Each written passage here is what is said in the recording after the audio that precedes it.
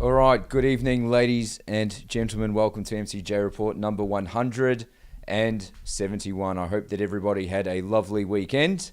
And if you've had dinner, I hope it was a good dinner. Now, folks, I'm not too sure if we have a smooth connection tonight. So why don't you put some comments in the chat section? Let me know that you can hear the broadcast loud and clear. And when I get the go-ahead from you, we'll start talking about a few bits and pieces. And believe me, there's no shortage of bits and pieces, especially given the times that we are living in.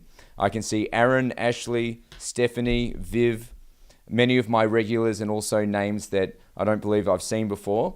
So I'd like to say welcome to the show, and we're going to get cracking in just a moment, guys, just a moment. So we're just going to make sure that you're receiving the broadcast so that your viewing experience can be the way that we want it to be.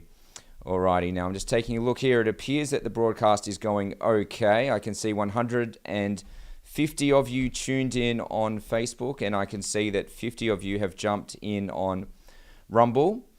Alright, so Purple says the connection is fine. It looks like there's DW there, our guest and friend from the United States. Welcome back. It's always great to have you on board.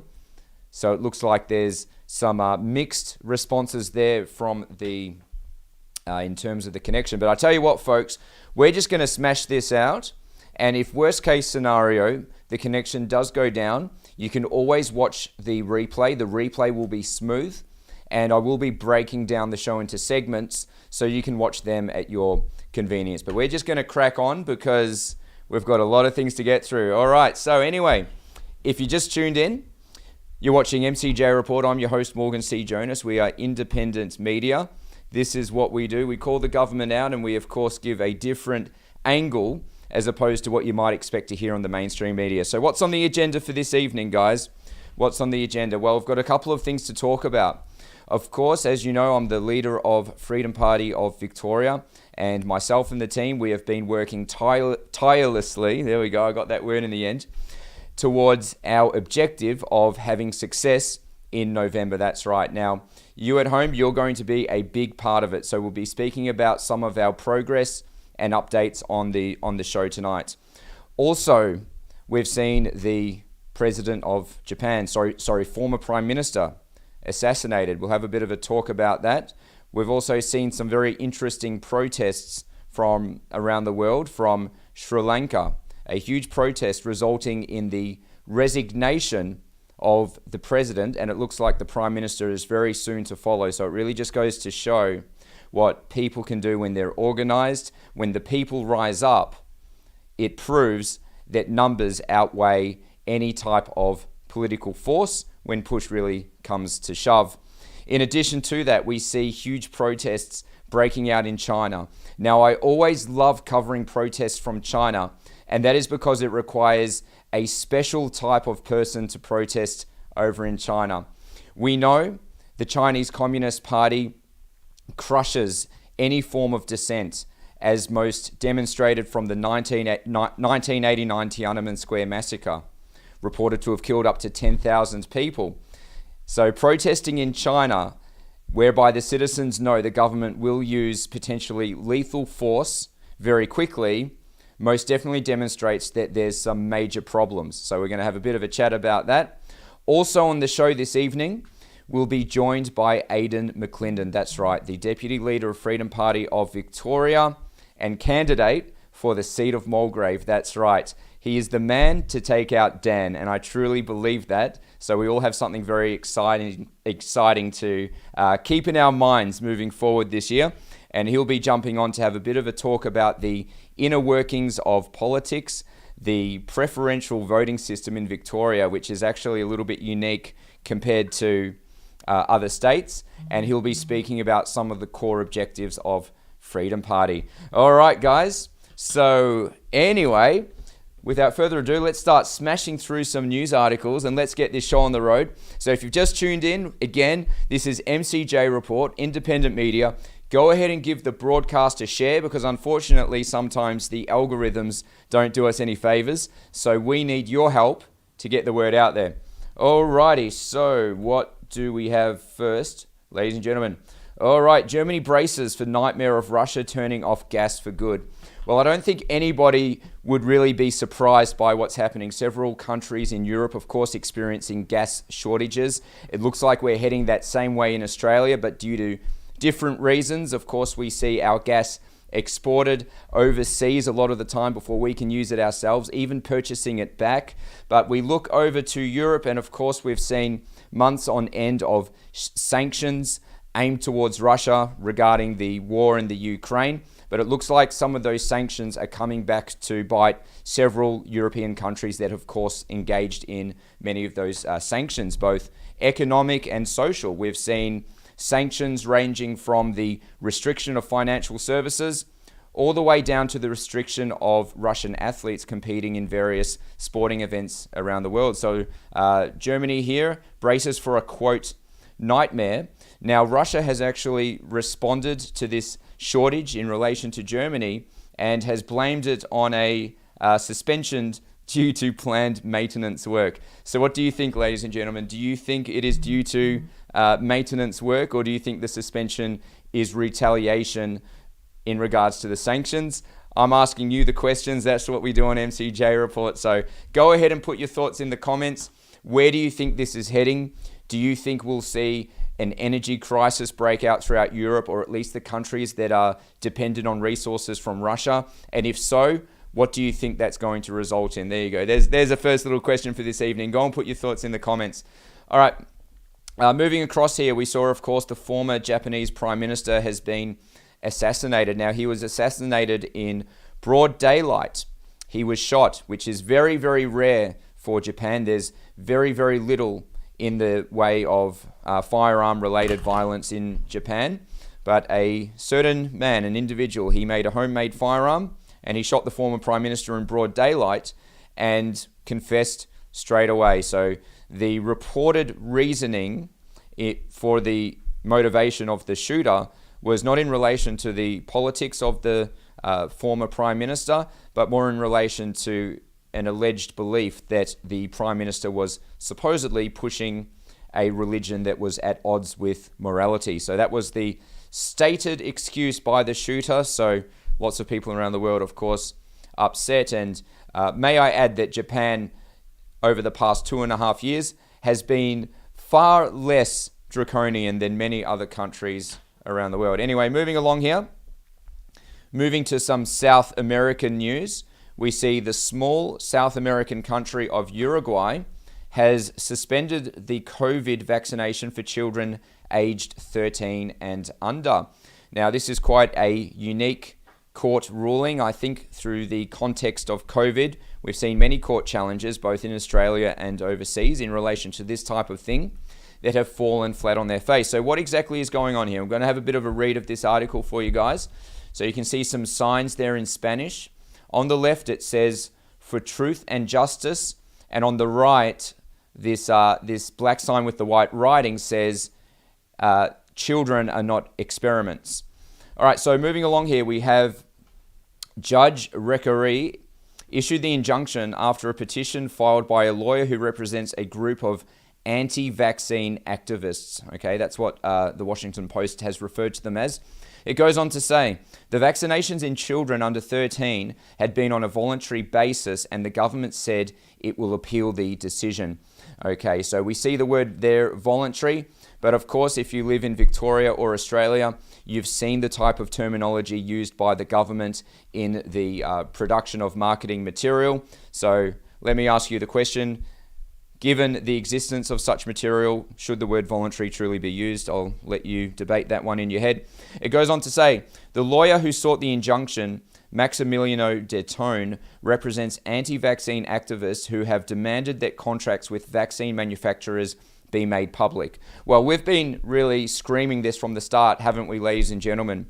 In what crazy world can the government, not just our government, but governments around the world, enter into these huge multi-million-dollar contractual arrangements with pharmaceutical corporations without disclosing the details and the terms and conditions of those contracts? Remember, the government doesn't have any money. When they enter into these contracts, or any contract, whether it's an infrastructure or anything of that type of nature, this is our money that they're investing, and we have the absolute right to know any details of these contracts, especially when it's in relation to something such as public health. That's if public health still exists. I don't know if it does. What do you think? Moving along here, it says, de Tone said the government had failed to present the contracts with pharmaceutical giant Pfizer that he had requested. The government has said a confidentiality clause. The contract prevents it from sharing the document. That's right. So why might Pfizer not want the general public taking a look at what exactly is in that contract? It kind of reminds me of the suppression on the results for the clinical trials. Who here is aware of that? Raise your hands. Anyway, it goes on to say, the judge is seeking, among other things, to know whether there are clauses in the contracts that promised civil and criminal immunity due to any adverse effects from the vaccines. Recarey also wants information about the chemical composition of the vaccines. All right, so some questions being asked and some progress being made in Uruguay, which has, in my opinion, demonstrated a separation of government and the judiciary. Okay, this is something that I've been skeptical of since I started MCJ Report. That is the degree of separation between these two bodies of government. But we see in Uruguay that they appear to be maintaining this separation. So I highly encourage you all to really pay attention to this court case, and let's see where it eventuates. But so far, it's looking quite interesting. All right, now moving along here, some local news. The former Deputy Chief Health Officer, Dr. Nick Coatsworth, has demanded an end to employer COVID-19 vaccine mandates. This is pretty interesting because it wasn't that long ago where he was stating something very different. But of course, when he was stating the opposite of what he is stating today, he was actually serving in his capacity as Deputy Chief Health Officer. And we have to admit, right, this is a little bit of a trend. You have a person in a high public position leave their position, and only once they leave, then they speak out about what they truly think. You know, what we'd love to see is more people in these types of public positions actually speaking out whilst they're on the public dime, not after they leave. Who here would like to see more of that? But of course, doing so requires a certain amount of courage and it requires one to be uncompromising. And unfortunately, those are two characteristics that I think is deeply missing from politics in our country. But we're trying to change that, so don't worry. Freedom Party of Victoria, we are rounding up the troops, and it's going to be glorious. But anyway, let me just have a bit of a read to you about this article here. So the former Deputy Chief Health Officer, all right, former, all right, he can speak out now, he's not on the job. He said that it's time for corporations to give unvaccinated Aussies their jobs back. I'm pretty sure that you and I have been saying that for the better part of 2 years now. All right, so he referred to these workplace jab mandates as, quote, morally dubious, scientifically ineffective, and could be open to legal challenge. All right, so it looks like he's come around. So ladies and gentlemen, I think you can expect to see Dr. Nick Coatsworth at the next Freedom Rally, and he'll be out there with his sign. No, you probably won't see that, but it's an interesting change of opinion, something that we've been screaming for a long time. It goes on to say that he cited a quote from Monash University bioethicist Jeb Jamarozic, and the quote goes on to say, there are worrying signs that current vaccine policies, rather than being science-based, are being driven by socio-political attitudes that reinforce segregation, stigmatization, and polarization. All right, so that was published there by the Daily Mail. And of course, the Daily Mail has also expressed polar opposite views in relation to COVID restrictions, mandates, and that type of stuff. So we definitely see some changing in the reporting in relation to COVID and restrictions. And here's another example here published by the Herald Sun. Keeping Dan's pandemic declaration is a dangerous overreach. That's right. So the subheading here, and this was published by Susie O'Brien from the Herald Sun, Dan Andrews and his cabinet of incompetence are trying to keep us in a constant state of fear by extending the declaration and being cagey about new mandates. All right, so we see a bit of a change in tone from the Herald Sun, and it'll be interesting to see how this eventuates and ravels out as we get closer to the election. So what do you think, ladies and gentlemen? Do you think we're seeing a turning of the tide as far as mainstream media reporting goes? Do you think it's due to something else? Put your thoughts in the comments. All right, last little headline here. Australia could grant New Zealand immigrants voting rights, and this is coming from the current Prime Minister, Anthony Albanese. So what are your thoughts on this? Do you think that New Zealand residents should have voting rights in Australia? If they do you see that impacting our democracy and the outcome of elections? Whenever I see a new policy like this, my first reaction is to ask, first and foremost, which branch of politics does this particular decision stand to benefit? And I guess the second question I have to ask is there some type of advantageous position for the Labor Party in enabling New Zealand residents to vote? And if so, what is it exactly? If there wasn't, would Anthony Albanese still be seeking to push ahead with this policy? So this is always the angle. I'm a little bit skeptic of the typical type of character that works within the walls of our parliaments. And my first reaction when I see a major shift of policy is to question the motives of those who are pushing that policy. And that's something that I think that's a mentality that a lot of people have adopted, especially since the inception of COVID. So I'll let you ponder on that at home. All right, now, last little news headline here. Freedom Party, that's right, ladies and gentlemen, Freedom Party of Victoria. We are going from strength to strength thanks to your support. Myself and the team, we've been very busy behind the scenes, working every single day from morning to night, preparing for success in November. And I have to say, I do believe that the stars are aligning and we are facing a very, very real opportunity to get our foot in the door and to begin the process of changing the course of history in our state. You know, I have to say, it really saddens me and it breaks my heart to know that over 100,000 Victorians have left our state. This is something we never want to happen. This is our home, and no politician, not even Dan Andrews, has the right to force people out of their home.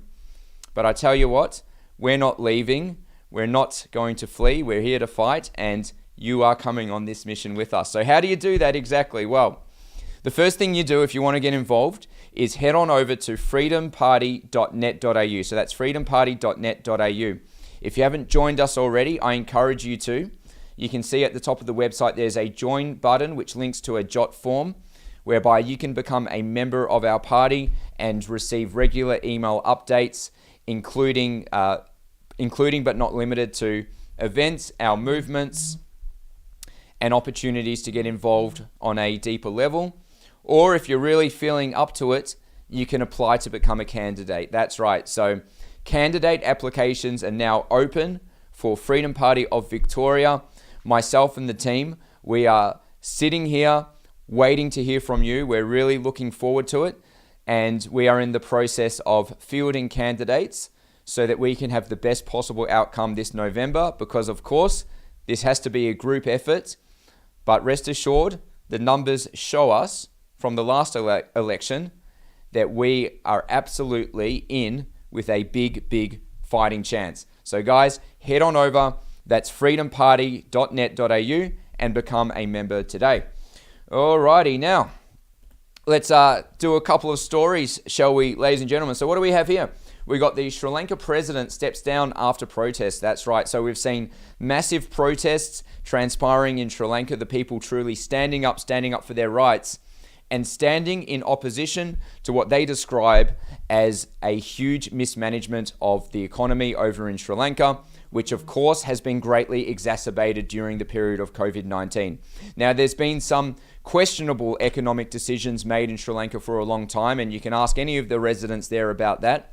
One of them notably was the leasing off of the port of Hambantota. That's right. Although I shouldn't really say leasing off, because it was really more of a hostile takeover by the Chinese Communist Party. So the Sri Lankan government, of course, made a decision to bring in huge amounts of capital from China under the Belt and Road Initiative. You know, that deal that Dan Andrews tried to sign us up to and wasn't quite able to make it in the end. And Sri Lanka defaulted on that loan with China, attempted to borrow more money from anyone who would listen, including but not limited to the International Monetary Fund and also different Chinese construction banks. So Sri Lanka are actually crumbling under the debt and mismanagement of the economy.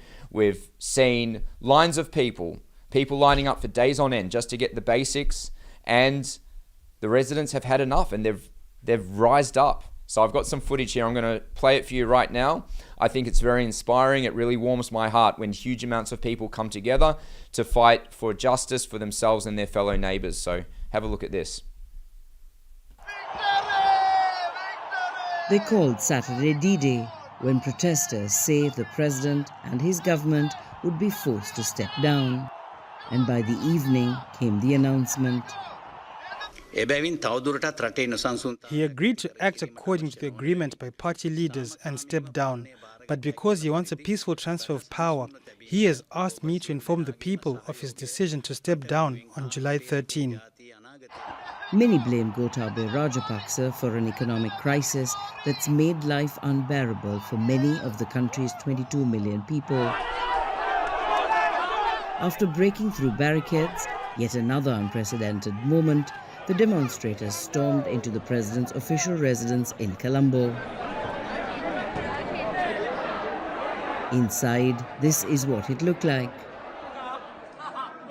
The president was moved by his security team to an undisclosed location earlier, while protesters ransacked his bedroom and took photographs on his bed. Within moments, the presidential pool, once reserved for the country's top leaders, appeared more like a recreational center. Our government leaders must leave Sri Lanka. They can't govern the country properly. We have children and we're on the streets, leaving our jobs because we believe in this cause. We love the country and we are suffering.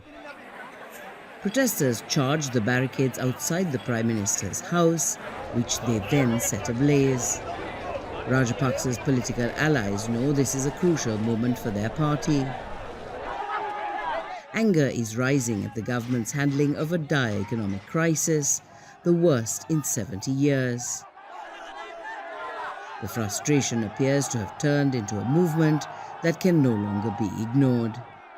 In the end, neither curfew, nor a freeze on the distribution of fuel, nor a host of other intimidationary tactics were able to keep the tens of thousands of people away from Colombo, to drive the President Gotabaya Rajapaksa away. They say that successive years of mismanagement, corruption, and looting of the country's resources has brought the country to its knees, and they've had enough. Mina Fernandez, Al Jazeera, Colombo. So there you have it, ladies and gentlemen. A huge congratulations to the people of Sri Lanka standing up for their rights. It was not the people that made the disastrous economic decisions that have destroyed their standard of living. And I think it's safe to say that when people power is present, anything is possible. And hopefully it doesn't come to that point in Australia, right? But we do see a very incompetent government here in Australia, of course. We see inflation, we see rising interest rates here in Victoria, we see a debt that totals more than Queensland, New South Wales and Tasmania combined, and we see potential food shortages as well. And don't get me started on our oil policy and oil exploration policy. So my goodness, we better get our act together and change our government, because we don't want that happening. But of course the people in Sri Lanka have been left with no choice but to take their country back, and I think that's exactly what they're doing. Now, here's some other news right here. Look at this. Not the same type of success, but nonetheless people standing up in large numbers. We move over to China. So the Chinese Communist Party has crushed a depositor protest. So we're talking about the province of Henan in China. That's a couple of hours inland from Shanghai. We've seen thousands of protesters gather at a bank simply because they're unable to access their deposits. That's right. So millions upon millions of dollars are now inaccessible in China. The protests are growing.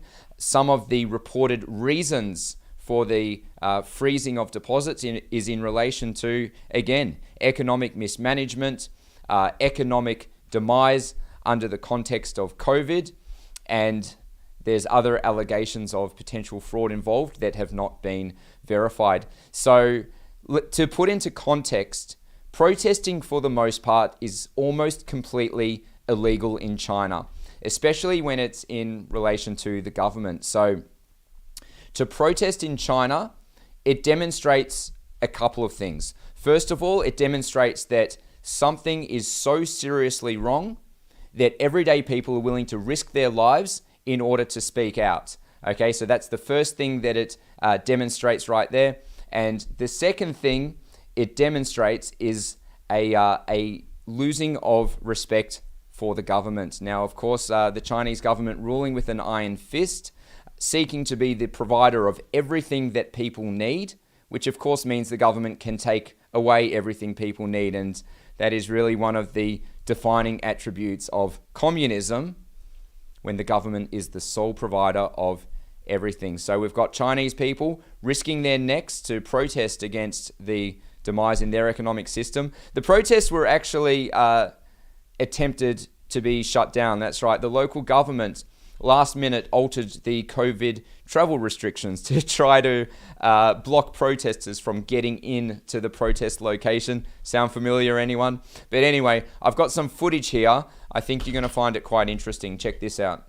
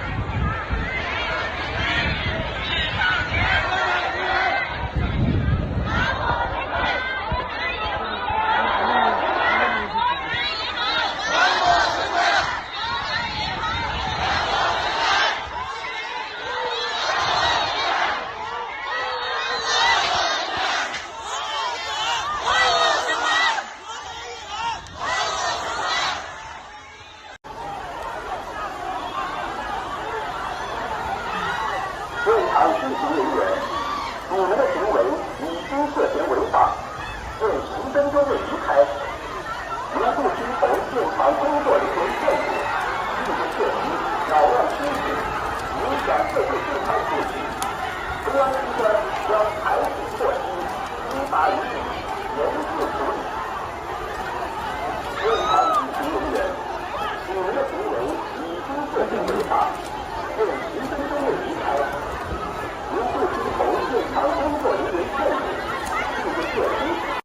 到没？大伙看到没？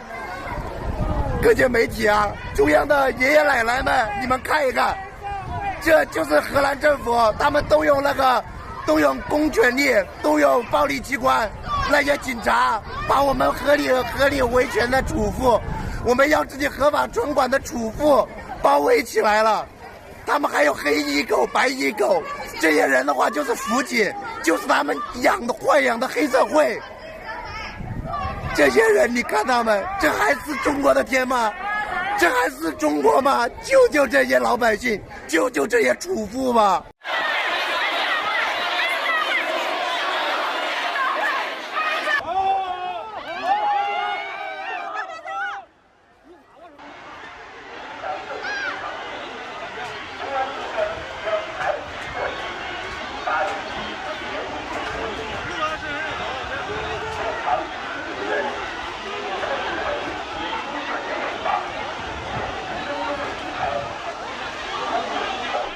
！All right, so there you have it, ladies and gentlemen. We see civil unrest permeating throughout the world in many different forms.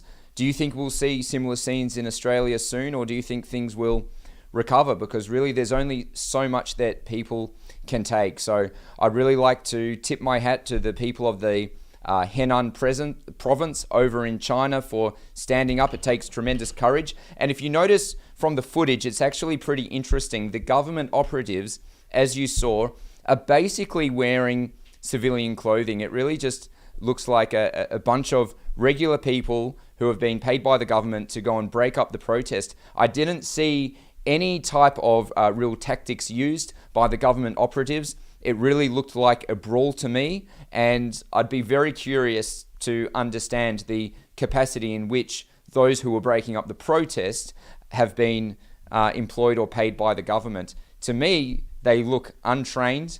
They kind of look like random people off the street who have just picked up a paycheck. But I don't know. This is just speculation. That's my interpretation. You've probably got your own thoughts. So go ahead and put your thoughts in the comments. All right. Now, ladies and gentlemen, this brings us to the next section of the show. Coming up next, we have Aidan McLindon. Now, Aidan is the Deputy Leader of Freedom Party of Victoria.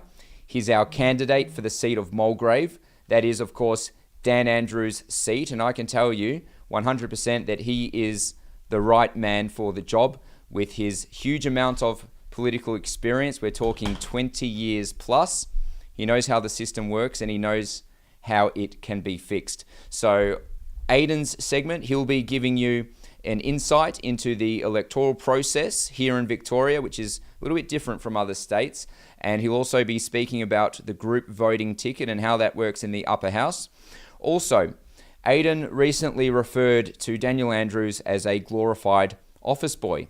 Now, I know that may sound like a funny term, but those are not empty words. So he'll be giving some extra insight as to why exactly he decided to label Daniel Andrews a glorified office boy.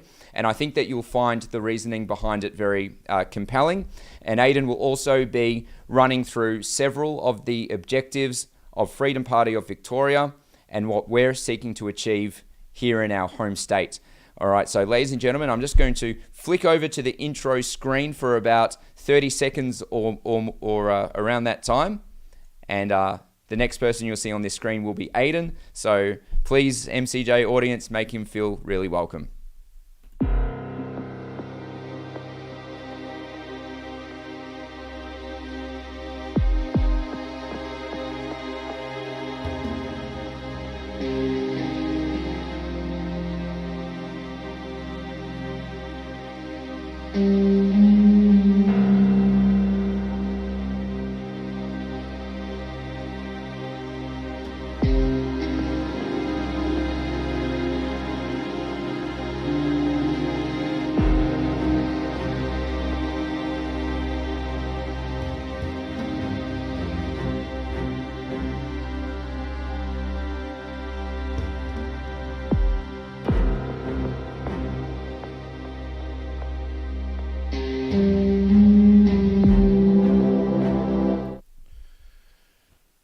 So good evening, ladies and gentlemen, and thank you, Morgan. You are nothing short of an absolute legend in terms of the platform that you have created and continues to grow every day, which is something that we need because we are looking for hope. We know what the problems are.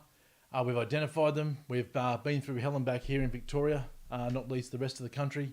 But it's coming to that time where we actually need to provide solutions, and we've actually got to channel our anger and our hurt and our disappointment and frustrations into a positive alternative. What are the answers? What are our solutions? What are we going to do to get out of the mess that we're in? And it's actually not that complicated. And therein lies hope, because what we've been through and what these governments tend to do is take the hope out of us. And their whole intent is to make you feel hopeless and dependent on them. And that is the ultimate goal of having extreme power. And as we know, total power corrupts, and it corrupts totally. And what we're seeing now is we're on the precipice of some very dangerous legislation, not only has come in, but is about to come in. And that's why the Victorian elections are critical on November 26 for us to actually launch our movement into something positive and to work within the system and understand what parameters we need to deal within. And I think the time is now that we really need to focus on that hope, because therein we will draw. It has a contagious effect. It'll draw into more and more people, to your neighbour, to someone in the street, to the person that you buy your coffee from in the morning. You know, you can see that there's a big sense of morale that's been sucked out of Victorians. And you see that as you walk down Burke Street, as you look around, it's forlorn. People are feeling empty. Every third or fourth shop is empty. It's for lease. They can't get enough staff. You know, it's a 10-minute queue for a coffee instead of a 2-minute queue. These things are very real, and we're experiencing them day by day, okay? And unfortunately, we have been oppressed into a culture of silence and fear, but more and more people are starting to understand that the narrative that we are being told through the television every single night is actually not stacking up. And you can only play the game for so long. And Victorian elections are a little different. I mean, every state's different from every state, and unfortunately, it's no secret that we're overgoverned, and I think it would be silly to pretend that we're not. We are overgoverned. However, if you look back at history, Victoria was colonised as an independent colony in 1851. You've got 50 years later, we became a federation, became Australia as we know it in 1901. But unfortunately, what happened there, the only reason that we became a federation was because each of the states and the territories were then created didn't want to let go of their power, because they've been around for 50 years already. It's like, oh no, we're happy with our independent colony. We're not going to sign up to this agreement unless we have all these powers reserved for us indefinitely. And therein lies the Constitution. And for many people, they didn't realise how important and how powerful states had actually had in the Constitution, and they have become. And the COVID has actually enlightened that process. It was a catalyst to bring to light how powerful the states actually are.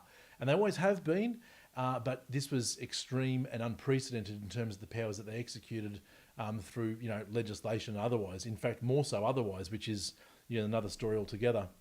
So unfortunately, our state governments are a permanent and unnecessary institution. These are our parameters that we're working with. So we can sit there and complain, or we can say, okay, well, how are we going to work strategically to ensure that we can bring these unnecessary institutions back into the people's hands? Because they certainly aren't. They're a very small elitist oligarchy of power-hungry people, megalomaniacs. You call it what you want. We know they're up to no good, right? So what we're seeing here is, when I did say, and Morgan mentioned the fact that at my announcement of running as the Freedom Party Victoria candidate for Mulgrave, I did refer to Daniel Michael Andrews as a glorified office boy. But I did for good reason. And I don't mean any disrespect for all those hardworking office boys and girls in year 11 and 12, where they're doing their work experience in the workplace, and they fix the coffee, or they go and grab something off the printer, and all those sorts of good things. And that's what sort of office boys and girls do. They're sort of learning the ropes to sort of jump into the big wide world, and that's their starting point. And that was Daniel's starting point in 1996. However, if you look at the history of Daniel, you start to understand that there's a very simple picture there. Some could say it's almost a blank canvas. And when you look at that, you understand why we are in the problems that we are in. And if you talk about someone's history in terms of the depth of knowledge and experience, and what industries they've been in, what sectors have they been in? Have they been in small business? Have they been in the defence forces? Have they taught in education sector? Have they been a police officer? Have they confronted people? Have they been a paramedic, a nurse, a tradie, a tailor? All these great jobs that keep this country going. You think, well, you would certainly want a bit of breadth before you decided to enter politics to then represent the people. When they say that, it's not just a flippant cliche statement. It's actually, I'm representing the people because I understand that section of society. I understand the education sector. I understand what happens when a tradie currently has to fill their car up with fuel. The average ute, a tradie's ute, is $170 a week to fill before they've even gone out to work to put food on the table for their family. Now, these are things, the day-to-day things that you need to understand. You have to have your pulse on the people in order to represent them. Now, what's really concerning is that you look at the history of Daniel and you think, hang on, 1996, glorified office boy. That's cool. It's a starting point. We've all been there. We've done that. 1997, 1998, 1999, 2000. The clock just keeps ticking. Oh, we're going to step sideways and work for a union for a year or two or three. You know, keep feathering my nest over here, and that's fine. You know, the union's pat on the back. Who knows? They've probably got his wages probably drawn from taxes that have inadvertently gone to some of those unions. And then 2001, 2, 3, we're talking electorate officer. Working his way up to an election. So then all of a sudden someone steps out of the office and says, well, you know, pick me. And then they go to election and then they get into a safe seat, into office, and then they are dealing with all the... And then after a while you realise, well, hang on, you spent 29 years in an office. I mean, this is insane. This is a premier that is supposed to represent 6.8 million people and has no depth or breadth of any experience outside of an office. And I mean that. It's as simplistic as it sounds. This is the sort of calibre of somebody who has been able to professionally walk through the corridors of power, you know, in their slippery suits in Spring Street, feather his own nest, but I will give him credit where credit's due, and that he has undoubtedly phenomenal at one thing, and that is spending other people's money. And that's exactly what he's doing. He's spending our taxes. He has refined the art of spending other people's money. And that sort of happens when you haven't had life experience without any depth or breadth. If you haven't had to flip your own coin, create your own business, know what it means to run at a loss, to try and get staff, to sack staff.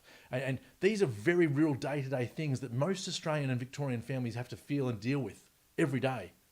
They don't have the luxury of a cheque that just keeps coming in the background as the taxpayer keeps throwing their coins into his bank account. They don't have that luxury because they're experiencing life on the front line. And that is the backbone of how a state and a country is run. Now, that's the sort of people that you want. Someone in agriculture, someone in farming, someone who's been in the Defence Forces, you know, a nurse that's been on the front line for 20 years, a teacher that knows exactly what it likes, you know, for you know, a family to lose their child, or a child that has difficulty in learning, or, you know, all these things. There's so many facets to life that need to be experienced before you can ever claim that you represent the people. That hasn't happened. Okay, so this shouldn't come as a surprise then that all of a sudden, you know, Vic Roads, for example, and almost $7.9 billion to privatise a large portion of Vic Roads. These are government entities here, so they're outsourcing, you know, the registration process, the licensing process, and the number plates. So for anyone out there who wants a personalised number plate, you can probably grab one of the cheap end for about $500 now, but you better get in quick. Because when they privatise these things, everything goes up. The only reason why companies purchase portions of government entities is because they can see that there is a profit to be made. And when you need a licence and you need a registration and you want those number plates, they'll have a monopoly on the market. There'll be no control. They'll put a price on it because they know that there'll be a portion of the people who will pay through regardless because they need it. It's a very, very dangerous precedent. And really, you know, when you talk about the previous wars that we've had, when countries overtake other countries, what do? They bomb the ports, their electricity, the water, the basic fundamentals that make a country, that's what they thrive and survive off. Now, what governments have then decided upon themselves is that we're going to these entities, we're going to sell them off one by one to balance the books so that we can go back to the election and say, yeah, look at us, wow, wonderful, we've just blown all your money and given it to a private enterprise, or, you know, more often than not, a foreign company that then turns around and charges us more. I mean, this is insane. It should be illegal. And honestly, that's probably an oversight in the Constitution that should have been there, that, you know, those basic commodities of electricity and water and the ports, I mean, these should always be in the people's hands. Yeah, it's a very clear-cut rule because these people will purchase our motorways and our tollways, and it's a license to print money. And more fool us and more fool for electing the politicians that are in there who have now created their political game at our expense. But more importantly, our children's expense, because there's no way, even in our children's lifetime, that they'll ever be able to get on top of the debt that has been created in the last 3 or 4 years alone. We're talking about $6 billion here, $6 billion in interest per year, and we see nothing for it. $6 billion. You almost need to stop and process it and ask yourself, is this actual reality? So $6 billion just keeps going out there every year, done. Every week, thousands and millions. It's insane.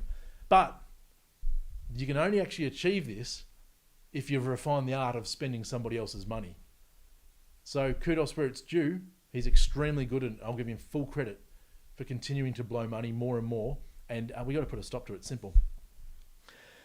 In that process, we also have to realise that the hope that lies with us now is that we are rapidly moving to a multi-party system. If you look at the federal election recently been, 68% of the people did not vote for a Labor Party Albanese government. You know, it's huge, 68%. You know, that's more than 2 in 3 people. They didn't want them, but they're there and they're in power. Okay, and that's okay. Things probably have to get a little bit worse before they get better. But the reality is 30+% are looking for something else. Okay, they're looking for something else. The majors they've been exposed over the last 2 decades, you know, more acutely than probably previously, as two heads of the same creature. We really are dealing with Dumb and Dumber here, and it's become a personality contest of not policy. People go on impressions, and unfortunately, we need to start educating ourselves, our family, and our children. We need to start educating people to ask the questions and inform ourselves of who these people are, who are these candidates, who are these different political parties, what do they stand for? You know, for example, you know, the hoorah of climate change, for example. Australia constitutes 1% of the emissions. 1% of global emissions. And whether we like it or not, emissions are necessary. So don't jump up and down, you know, as a rabid greenie when you've got your furniture, you've got your nice wooden furniture there, you're in your little concrete jungle in the city. You've got every little commodity that you want, which was only created because of emissions. We're 1% of emissions, yet that's become your number one issue. Well, you tell that to the 50,000 people who line up at Food Bank right next to the Mulgrave electorate every single day. 50,000 Victorians, not a stone's throw from the Victorian Premier's office, lining up for food. This is desperate. This is real. This isn't a joke. You know what I mean? So you tell me that these people lining up for food, you know, that their number one issue is that we are 1% of emissions, and that's it. That's become the number one issue, and, you know, we're going to turn off everything and shut everything down at all costs. It's insane and ludicrous, and the people driving it have billions and billions and billions of dollars to make from it. And that's exactly why they're driving it. They're getting this issue, they're skewing it, and they're making it to become our guilt, so that we can pay for their agenda. It's as simple as that. So it's very, are we supposed to be good stewards of the environment? Absolutely. And some of the best stewards of our environment are the farmers themselves, the agriculture sector, because they understand the importance of maintaining soil and reproducing and feeding a nation and being self-sustainable. It's critical. Okay, so these are the issues that we will be espousing in the lead up to the election. And the Freedom Party of Victoria is a response to what's happened. And when I say response to what's happened, is you only create something if you feel there is a need or a niche market there, or a need or a want or a yearning for people to create. And that's why we created. If something like this, as unique as this is, was already out there, then absolutely would have plugged into existing systems. Personally, I don't believe those existing systems are there. I have wheeled and dealt with at least 8 parties over the last 15 years. I know exactly how they operate, who are at the top echelons, what they espouse, and what they do. Am I happy with all those out there? There's some very good ones, absolutely. I do not discount that for a second. But there is nothing like the Freedom Party of Victoria. Because the Freedom Party in Victoria believes in protecting our jobs, protecting our homes, and protecting our families. There's nothing more important than having a meaningful employment, number one, and then that services the home and a roof over your head and a pillow to sleep on, number 2. And number 3, you do all that because you're protecting your family. And if you look around, you can see that our jobs, our homes, and our families are under attack. There is no argument there. Anyone who stops and realises, they will see, yeah. And they're the three basic building blocks of a successful society and a community. It's very clear. And they're under attack. That's why the Freedom Party exists. If we can protect and create those meaningful jobs, if we can protect those homes, yes, person's home is a castle. Okay, one of the great movies in the Australian film industry, The Castle. You know, as they say, 95% of humour is truth, and it is. A person's home is their castle. You know, and that is under attack. Absolutely, it's under attack. Our families, mate, they've been sliced and diced under 100 policies in the last 30 days. You just trawl through the legislation. You know, the governments are no friends of families, because the stronger the family and the stronger the home and the stronger your employment is, then the bigger the threat you are to government, because they can't control you. So they want to weaken your jobs, they want to weaken your homes and weaken your families so that they can infiltrate you. And then of course they say, oh, guess what? You know, all those poor people who are waiting to buy a home, well, you know what, we'll chip in. How about we own 40% of it, hey? How does that sound? Well, it's bad enough that the banks already own them, and so why is it going to be any better when the government has a 40% shareholder stake in your family's home? Well, I'll tell you why, because it's no longer your family's home. And surely the government will increment to a point where that home is going to be more in the government's control than yours. Very, very scary policy. And we've seen historically what happens when governments intervene in our personal lives, to the point where all of a sudden, you know, are we going to bite the hand that feeds? No, because they're going to own everything that we've got, and we're going to keep paying. So we really need to put a halt to that. And that's what the whole sense of freedom is. The freedom to have meaningful employment, the freedom to have a nice home, you know, or at least a comfortable home, something safe and secure. And the freedom, you know, to raise the family as we choose and decide. I mean, that is the true sense of freedom. And that's why we need to channel the anger and the hurt, as I said earlier, and say, okay, well, how do we protect these three basic unit blocks that pretty much most of society yearns for? And that's what brings hope and joy. And we'll do everything we can to bring that hope and joy and protect those three very core building blocks. One thing I want to touch on before I finish up tonight is a fellow called Topher Field. He has been instrumental in getting the message out there with his documentary as well, Battleground Melbourne. He has been, you know, like many independent news outlets and feeds, he has created quite a platform. And he did, in fact, do something that most of you watching here tonight would have probably already seen. If you haven't, I recommend to go and see his marble analogy of how preferences are exchanged. And it was very good. It was visual. He talked, you know, the parties each represented their... each of the parties had the marbles in the, you know, in their little plastic boxes, and they feed them in. And, you know, one party says, well, you're close to similar objectives and not quite the same, but close enough, so I'll give my preferences to you in the event that I don't get in. Very good video, simple but effective. And I think there's a sequel to that, and I certainly will put it to Topher if he hasn't already got it underway. And that is the golden marble. And let me explain what the golden marble is. And it's particularly relevant to Victoria and Victorian elections.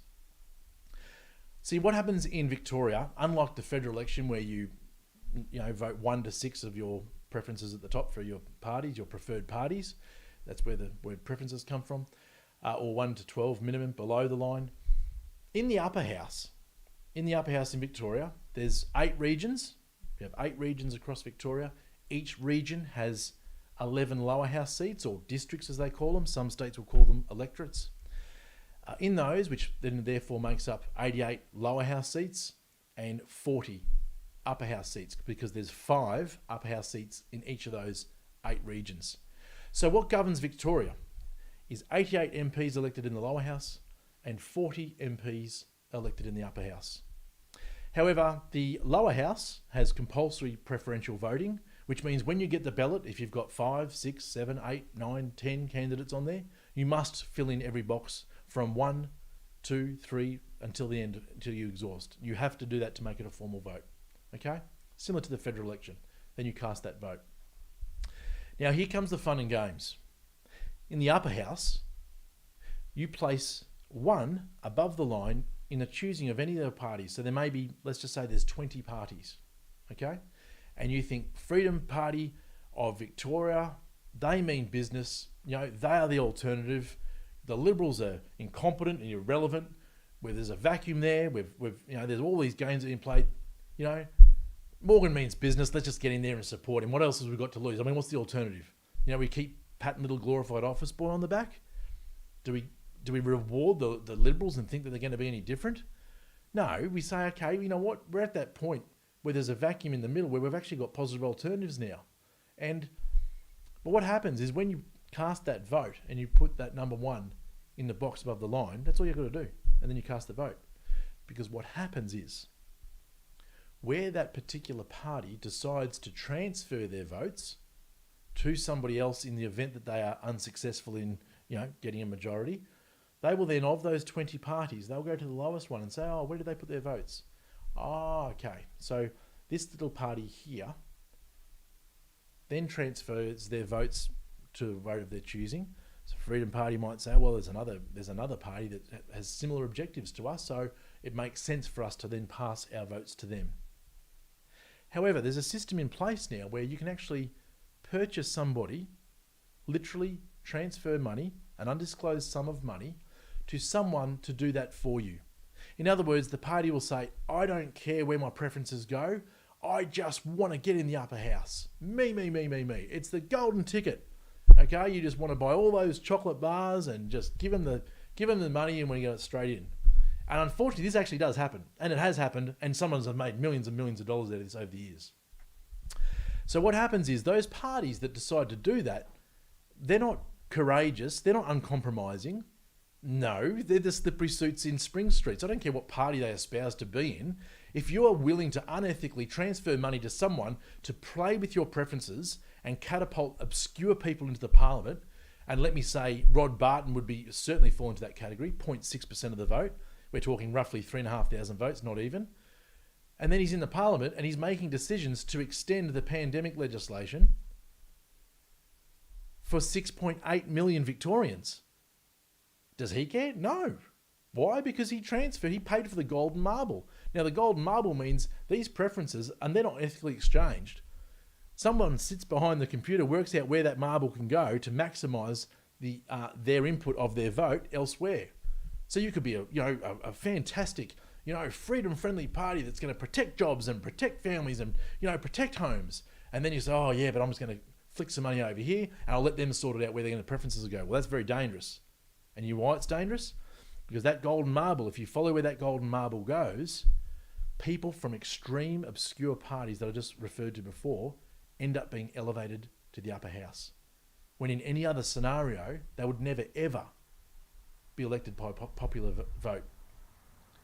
And this is why we have the sorts of people being sold out in the upper house who are selling Victorians out, because they're not there for Victorians. Because right from the outset, they were there for themselves, which is exactly why they purchased that golden marble. So please, when you do your research in the minor and micro parties, you need to ask them, where have you paid for the golden marble? And this is critical because this was what set minor parties that are ethical, that are there for Victorians, as opposed to those that are there for themselves, to catapult themselves in, and other extreme people that you would never in a million years vote to the parliament. And this is what happens. We just hope that we will inform you over the coming weeks and months. But anyone that deals in golden marbles, as far as I'm concerned, they're not here for Victoria, they're here for themselves. And it's up to us to be informed, to educate ourselves and those around us from those that are here for themselves or those that are here for Victoria. It's very simple. Forget their party name or what you think, because perception's reality, okay? So what you need to do is inform yourself with what that reality is, ask the hard questions, talk to the candidates, talk to their head office, and get the answers that in some cases some of those parties don't want to give you, because this is absolutely critical. In 138 days, we need to do something very, very different for this state, and that is offering hope. And that's exactly what the Freedom Party of Victoria can and will do. Because I know that even though we're living in a culture of fear and silence, okay, when we start opening our mouths, we'll start realising that once again, we are the silent majority. And I have no doubt in my mind whatsoever that there are good, decent Victorians out there in every single street, in every single suburb, hurting, painful, looking for something. I know it because I live in one of those streets. We all do. Okay, not one person hasn't been harmed from the last 3 years in ways that were completely illegal and flew in the face of human rights. Okay?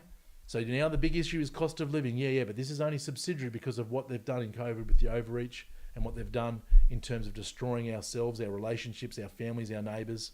because their plan is to divide and conquer. And how do we counteract that? Well, people power, they get back together. Okay, we unify. Okay, we talk hope, we be positive, because that's what they don't want. They don't want hope. They want positive. They don't want any of that, because they can't control you when you have that.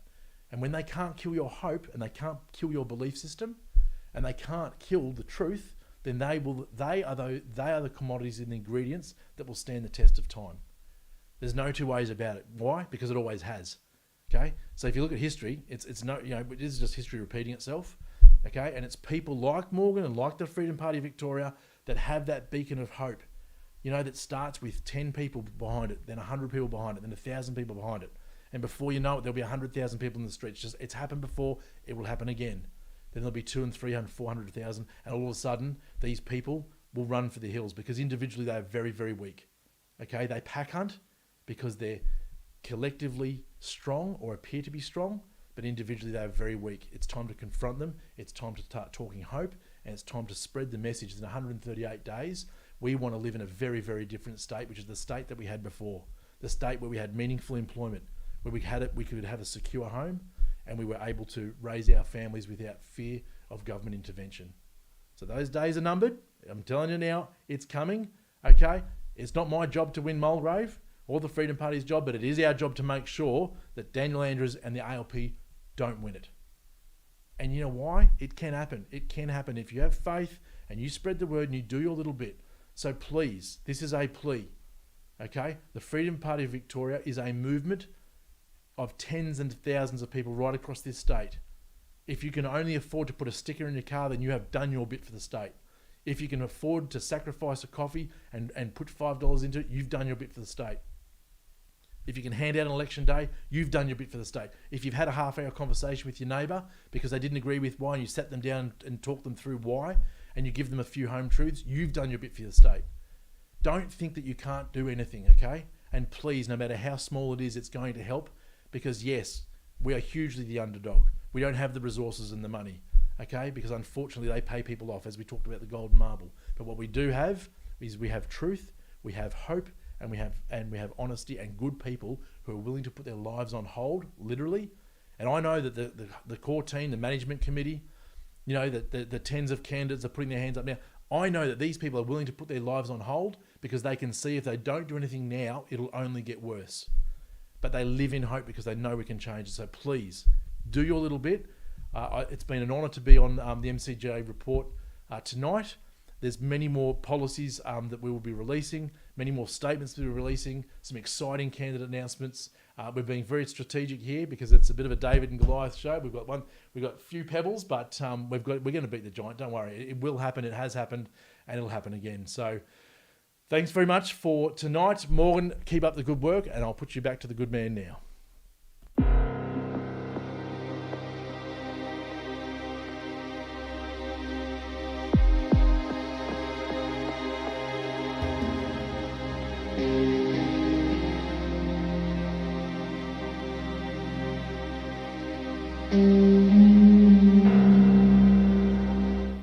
All right, a massive thank you to Aidan. Aidan, thank you very much for your insight. And ladies and gentlemen, you can expect to see a lot more from Aidan, of course, in the very near future. Alrighty, now that just about brings us to the end of the show, ladies and gentlemen. I can see a lot of you going strong there on Rumble, Facebook, and there's also a crowd of you on YouTube as well. Now, MCJ Report, I'm happy to announce, will become regular on Monday nights. That's right. So Monday night, 8 p.m. Australian Eastern Standard Time.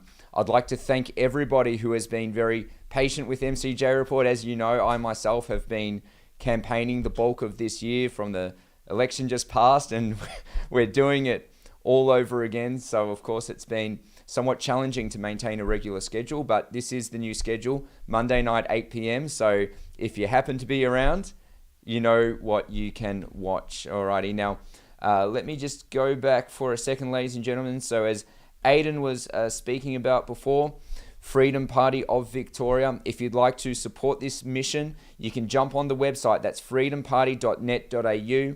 You can join to become a member, and if you'd like to contribute to this cause, then you can go ahead on the website, click the donate button, and you can pledge a financial contribution to this cause. We, of course, have lots of material that we need to purchase, call flutes, promotional material, signage, that type of stuff. These are our weapons, and this is what is absolutely required so that we can have the best crack in November, and that's what we want. So once again, guys, that is freedomparty.net.au. Click on the donate button and get behind us. All right, so that wraps us up for the show for this evening. Ladies and gentlemen, wherever you're tuned in from, I wish you a very good week. Have a great night, and I'll catch you next time on MCJ Report.